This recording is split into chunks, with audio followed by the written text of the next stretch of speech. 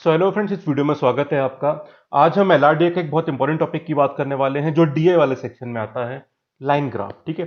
अब डीआई में डेटा बहुत होता है, आप जानते हैं। उसको रिप्रेजेंट करने के लिए क्वेश्चन में कई बार टेबल बनी होती है, कई बार line graph, bar graph, stacked bar graph, इस तरह से कुछ और भी फिगर्स होते हैं जिनकी हम आगे बात करेंगे टू रिप्रेजेंट द डेटा। उसमें आज बात करने वाले हैं लाइन ग्राफ की। कंस्ट्रक्शन बहुत सिंपल होता है इसका। कई बार क्या होता है ना फ्रेंड्स, लाइन ग्राफ क्वेश्चन में शायद अकेला ना दिया हो। It might be along with let's say bar graph या टेबल, तो कॉम्बिनेशन वाले क्वेश्चन भी आ सकते हैं। बट खैर, लाइन ग्राफ को डील कैसे करना है हम देखेंगे। तो कैट 2003 में एक बढ़िया मुझे सेट मिला जो लाइन ग्राफ की इस पूरी थ्योरी को यूज करते हुआ था। तो वहां से हम उस सेट को सॉल्व करते हुए एक तक को बातें समझाने एलआरडीआई की, और कैट में ही आए हुए सेट्स थोड़े करवाने हैं ताकि थोड़ा क्लैरिटी बढ़े। ठीक, चले देखते हैं। देखो, बनाना तो बहुत सिंपल होता है, वो तो खैर बना हुआ मिलेगा ही आपको। मान लो ये आपकी एक्स एक्सिस की एंट्रीज हैं, ठीक है, और ये वाई एक्सिस की हो सकता है, इसमें ईयर्स हो, टाइम ड्यूरेशन हो। वाई एक्सिस में हो सकता है production of rice, production of wheat. तो इस तरह से फॉर एग्जांपल आप पॉइंट्स मार्क कर दो, ये मार्क कर दिया, ये मार्क कर दिया, ऐसे इनको ज्वाइन कर दो आप। तो ये जो बन जाता है इसको लाइन ग्राफ बोलते हैं। ये देखिए इस तरह से ये, या फिर अगर ये एक्सिस है आपके, ये देखो ये लाइन ग्राफ है इस तरह से। It could be anything. ठीक। तो जो भी आपके कोऑर्डिनेट्स के पॉइंट्स मार्क होते हैं to represent that particular entry और डेटा, उनको ज्वाइन करके जो कहानी बनती है। अब जैसे कि ये रहा, जब ये मान लो डेटा है आपके, अब इसमें अगर आपने बना दिया इसको बार के फॉर्म में एक्सप्रेस किया तो बार ग्राफ बन गया। ठीक। स्टैक्ड वाले में एक ही में, उसके हम खैर अलग से बात करेंगे। उसी तरह से अगर इन पॉइंट को ज्वाइन कर दो आप और बार्स ना बनाओ तो लाइन ग्राफ बन जाता है। तो सब मिला जुला के उसी डेटा को रिप्रेजेंट करने के तरीके होते हैं। ठीक है। पाई चार्ट की बात हम लोग कर ही चुके हैं। ठीक। अब बस इसमें एक बात ध्यान रखिएगा, sorry, is very very important, कि हर ग्राफ की एक खासियत होती है। ठीक है।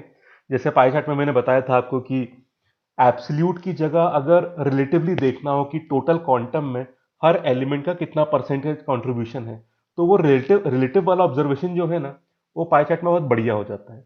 कुछ ऐसी ही एक खासियत इसकी भी होगी। आइए देख लेते हैं। देखिए, इसके बारे में एक बात बोलूंगा कि इसमें ऑब्जर्वेशन का रोल, कुछ डायरेक्ट कैलकुलेशन भी डेफिनेटली आने वाले हैं यहाँ पे, कि जैसे आप इधर की वैल्यू लेंगे, फॉर एग्जांपल परसेंटेज चेंज देखना टोटल कितना हुआ, तो कैसे देखोगे आप? दिस माइनस दिस वैल्यू, इसको यहां से जोड़ देना आप और रीड कर लेना यहाँ पे एंट्री, इसकी एंट्री यहां पे रीड कर लेना। So this minus this upon this, final minus initial upon initial into 100, तो वो सॉल्व कर लेना।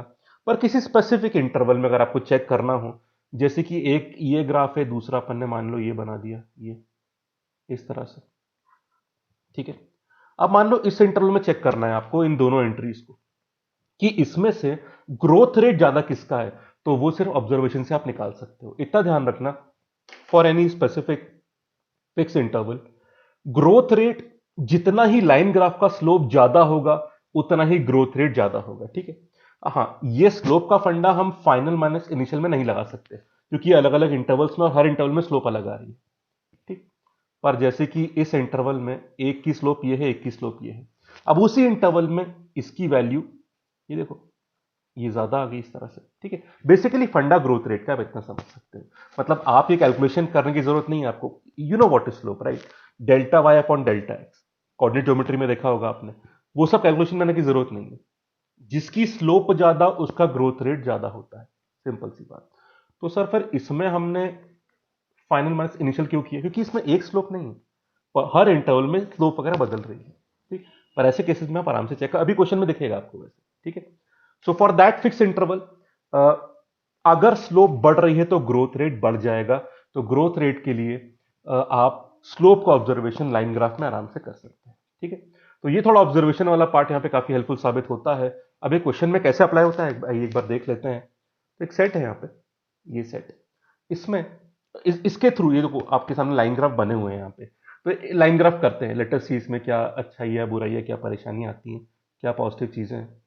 तो क्या है पहले वो देख लेते हैं कि यहाँ पर लेंथ ऑफ एन इन्फेंट, मतलब जो छोटा बच्चा होता है उसकी जो लाइफ का अर्ली स्टेज है, उसमें जो हाइट होती है उसकी बात हो रही है। और उसी का ग्रोथ चार्ट यहाँ पे दिया हुआ है। 4 इन्फेंट्स का नाम दिया है, सीता, गीता, राम और श्याम। ठीक। और ये पहले 5 महीने की बात चल रही है, देखो लिखा है फर्स्ट 5 मंथ्स, तो ये महीने मार्क हो गए यहाँ पे। ठीक है। और करस्पॉन्डिंगली जो हाइट है वो यहाँ पे लिखी हुई है, चारों के ग्राफ ही बने हुए हैं लाइन वाले, ठीक है। तो आप जैसे फॉर एग्जांपल ये एंट्री चाहिए आपको, ये एंट्री, तो आप इसको यहाँ पे पीछे ज्वाइन कर देना, ये 61 के आसपास दिख रहा है आपको, क्लियर बात, ठीक है।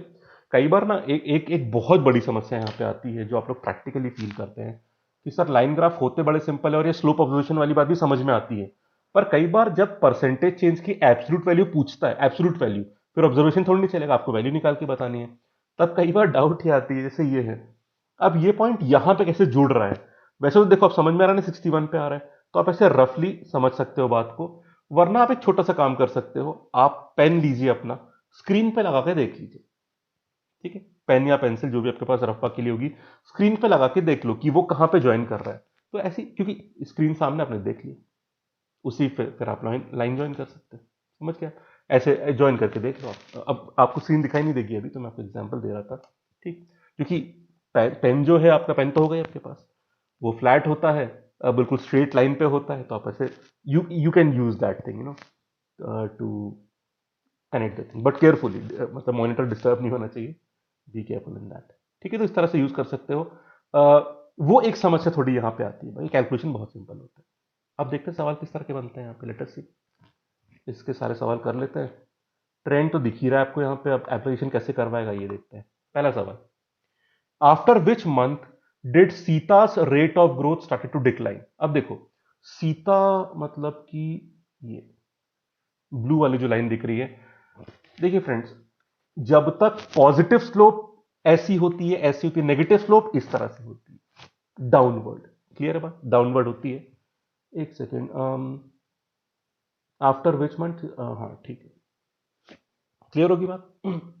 अब यहां पे ध्यान से देखना कि स्लोप, ग्रोथ रेट, और ज्यादा बड़ा ग्रोथ रेट, और ज्यादा बड़ा ग्रोथ रेट, ये देखो ये भी ग्रोथ रेट, ये पॉजिटिव में जा रहा है, नेगेटिव तो ये होता है, ये पॉजिटिव में पिछली बार से कम हो गया, ठीक है। तो आप क्वेश्चन ध्यान से समझे, डिक्लाइन कब हो रहा है growth rate, growth rate negative zone में जाने की तो बात ही नहीं कर रहा भाई, negative zone of growth rate यहां पे, ये देखो ये रहा नेगेटिव जोन, आपको भी दिखाना चाहता, ये क्वेश्चन में सब नहीं, क्वेश्चन तो 5 मिनट में हो जाएगा आपका, पर थोड़े इन्फ्लुएंसेस समझ में आने चाहिए। ये देखो यहां पे गीता का ग्रोथ रेट नेगेटिव में जा रहा है, पर ग्रोथ रेट का रिड्यूस होना मतलब, पहले मान लो 10% था, 8% हो गया, पॉजिटिव अभी भी, पर वैल्यू कम हो गई, ठीक है, मतलब स्लोप कम होगी बेसिकली। तो देखते हैं कि गीता की बात हो रही है, हाँ ग्रोथ रेट कम कब हो रहा है, यहां कुछ ग्रोथ रेट था, ये बढ़ गया, अब कम होना शुरू हो गया, कम होना शुरू हो गया यहाँ पे, ठीक है। तो अगर आप ध्यान से देखोगे, किसका पूछा, सीता का पूछा है ना, हाँ ब्लू वाला, तो ये था थर्ड के बाद से, मतलब कि अगर आप ध्यान से देखोगे तो आफ्टर विच मंथ ना, तो थर्ड हो गया, थर्ड। अब एक बात बहुत ध्यान से समझना, बहुत जरूरी बात है फ्रेंड्स, बहुत जरूरी बात, और इसी छोटी बात में गलतियां होती हैं। आप बोलोगे इतना सिंपल ग्राफ, ये गलती क्यों होगी, सुनना गलती कहां पे होती है। देखो फ्रेंड्स, ये रहा तीसरे महीने की कहानी, अपन ने यहाँ पे मार्क कर दी, थर्ड मंथ तक 0 से 2 तक ये रहा सीता का ग्रोथ रेट, ये फिर ये और बढ़ गया, स्लोप बढ़ गई, देख रहे हो स्लोप बढ़ी या नहीं बढ़ी, बढ़ी ना स्लोप, ग्रोथ रेट बढ़ गया, उसके बाद स्लोप कम हो रही है, तो कम हो गया। अब ध्यान रखना, चौथे महीने से कम होना शुरू हो रहा है, ठीक, उसने ये नहीं पूछा कौन से महीने में कम हुआ, उसने पूछा किस महीने के बाद से कम होना शुरू हुआ, तो तीसरा बोल दिया आपने, तीसरे महीने में कम नहीं हुआ, तीसरे महीने के बाद से कम होना शुरू हो गया, आफ्टर 3 मंथ्स। तो this is a very crucial word, after, इसमें कुछ और शब्द बोलोगे तो कहानी पूरी बदल जाएगी, ठीक है। तो हमारा थर्ड मंथ यहां पे आंसर हो गया। Next, who Guru at the fastest rate in the first 2 months, पहले 2 मंथ्स की बात बोल रहा है, ये रहे पहले 2 मंथ, बस आप यहां तक देखिए, फर्स्ट 2 मंथ्स, क्या करना है इसमें, कुछ नहीं करना आपको, स्लोप देख लीजिए, जहां हाईएस्ट हो वहां काम बन जाएगा, और स्लोप ऑब्जर्वेशन सिंपल है, ये स्लोप, ये स्लोप, ये सारी स्लोप दिख रही है आपको, हाईएस्ट बड़ा क्लियरली देखो आप, ये रहा रेड वाली स्लोप, वैसे तो ऑब्जर्वेशन से दिख रहा है, सबसे कम पे शुरू हुई है, सबसे हाईएस्ट पे पहुंच गई, ठीक है, वैसे भी दिख रहा है आपको, पर स्लोप क्लियर ऑब्जर्वेशन, रेड में मतलब कौन, गीता, गीता फर्स्ट 2 मंथ्स के लिए हाईएस्ट, तो गीता, कितना आराम से 5-5 सेकंड के सवाल है सारे, ठीक है। तो हमारा दोनों क्वेश्चंस हो गए, पर ये आफ्टरवर्ड की इंपॉर्टेंस समझ गए ना, यहीं पे गलती कर दोगे आप और सी ऑप्शन मार्क कर सकते हो, बड़ा खतरनाक हो जाएगा, केयरफुल रहना। The rate of growth of during the third month was lowest. अच्छा, तीसरे महीने में लोएस्ट रेट ऑफ ग्रोथ। अब देखो तीसरे महीने का मतलब क्या, थर्ड मंथ के आफ्टर या पहले, पहले, मतलब तीसरा मंथ 3 पे खत्म हो जाता है, तो 2 और 3 के बीच के इंटरवल की बात हो रही है, आफ्टर नहीं बोला। तो इन छोटे छोटे शब्द हैं, but you have to be very very careful. तो 2 और 3 ये इंटरवल की बात हो रही है, सॉरी ठीक से थोड़ा बना देते हैं इसको, ये 2 और ये 3, ठीक है। क्या पूछ रहा है, हाईएस्ट है लोएस्ट, लोएस्ट पूछ रहा है, सबसे कम स्लोप। अब देखो फ्रेंड्स, इसमें ऑब्जर्वेशन की जरूरत ही नहीं है, क्योंकि एक स्लोप सब पॉजिटिव है, लाल वाला नेगेटिव जोन में चला गया, कर दो मार्क। लाल वाला मतलब गीता, अगेन गीता आंसर बना, ए ऑप्शन। अब बाकी उसके बिना देखते हैं आप, उसके बिना सबसे कम स्लोप इसकी थी, ये ब्लू श्याम, पर जरूरत ही नहीं है। जब एक इंसान नेगेटिव जोन में चला गया तो पॉजिटिव वाले तो बड़े हो गए, नेगेटिव वाला सबसे छोटा हो गया, आराम से गीता आंसर बन गया।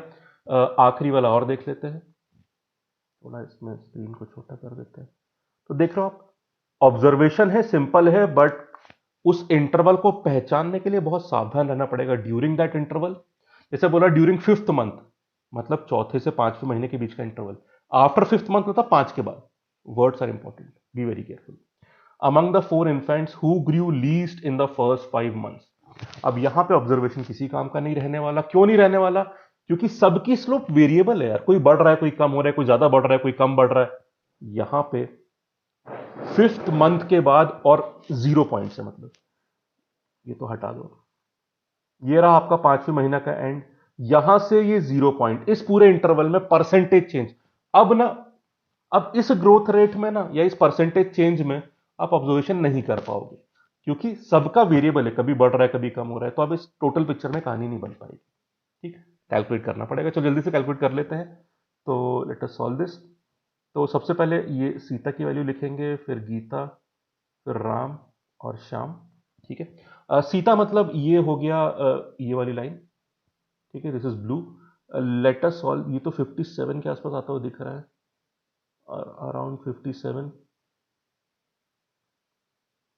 ठीक है, हो गया 57। थोड़ा आगे इसको अगर लाओगे आप, ये पॉइंट के आसपास, अब वो लाइन सीधी बना लेना आप, ठीक है, वो इतना चलता है। 57 माइनस इनिशियल पॉइंट क्या है ब्लू वाले का, दिस इज 50, 50 अपॉन 50 इंटू 100 कर देंगे। ठीक है भाई, जल्दी से चलते आगे।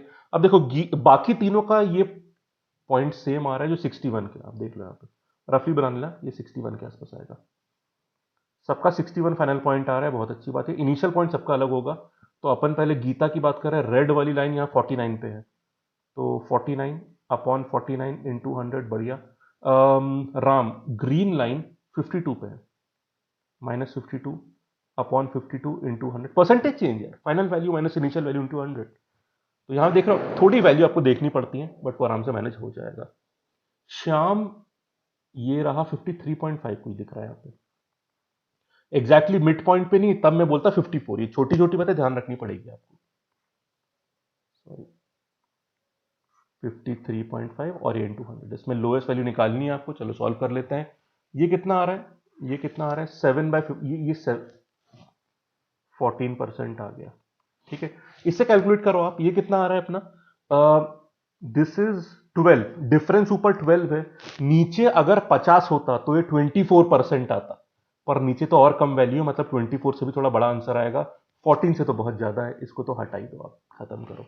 इधर देखो, इसकी वैल्यू कितनी आ रही है, 9, नीचे अगर 50 होता तो आंसर 18% आता, पर 18 से कम आंसर होगा, क्योंकि 15 में 52 है, पर 18 से कितना भी कम हो 14 तक थोड़ी नहीं पहुंच जाएगा, छोड़ दो।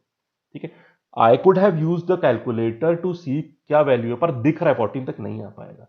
इस आखिरी वाले को थोड़ा और चेक कर ले तो हमारा आंसर अपने आप आ जाएगा। Let us use the calculator, तब जब सवाल था तब कैलकुलेटर नहीं थे कैट में, तो हम सॉल्व कर सकते हैं यार, देखो वैल्यू बहुत सिंपल है, not much of a problem.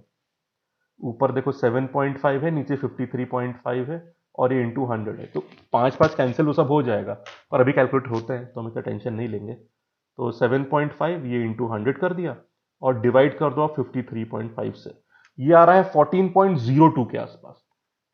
Solve भी कर सकते थे, सॉल्व करने पर आपको अपने आप दिख जाता कि 14 से थोड़ा बड़ा है ये, तो इस कारण से by a very close call Shyam answer नहीं सीता आंसर बनेगा। तो थोड़ा देख रहे हो आप, दो वैल्यू क्लियरली बड़ी थी पर दो में क्लोज कंपटीशन हुआ, तो सीता आंसर बन गया बी ऑप्शन। तो हमारी आंसर की बनी B option, A option, A option और बी ऑप्शन। पर समझ गए ना कैसे देखना है आपको, स्लोप को कैसे रिलेट करना है। स्लोप अगर वेरिएबल है, टोटल इंटरवल की बात करी, तो परसेंटेज कैलकुलेशन कैसे करना है आपको, परसेंटेज चेंज के वो बता दिया मैंने आपको। उसके अलावा सबसे जरूरी बात ये है फोर्थ मंथ, पर आफ्टर 4 मंथ्स के बाद की बात करोगे आप, तो इंटरवल का डिसीजन हम कैसे लेते हैं, ये बहुत ही क्रूशियल बात है, वरना आप देख रहे थे पहला क्वेश्चन ही गलत हो जाता। ठीक, तो आई थिंक अब थोड़ी क्लैरिटी आपको लाइन ग्राफ में आई होगी। लगता बहुत सिंपल है और होता भी बहुत सिंपल है, पर छोटी छोटी बातें हैं जो केयरफुल आपको रहना पड़ेगा, तो काम आराम से बन जाएगा। ठीक है, खैर एलआरडीए की और भी चीजें, डीआई की भी और एलआर की भी अलग से आती रहेंगी, just to bring more clarity into the thought process and the approach to solve this question. तो वीडियो देखते रहिएगा। ठीक है, अगर हेल्पफुल लग रहा है तो वीडियो लाइक कर दिया करो, सब्सक्राइब बटन और बेल आइकन दबा दीजिएगा, कमेंट जरूर करेगा आपके जो भी ऑनेस्ट फीडबैक्स है, it is a big motivation, do comment. Okay, thank you so much, have a nice day. अगली वीडियो में मुलाकात होगी आपसे, ध्यान रखिएगा, टेक केयर।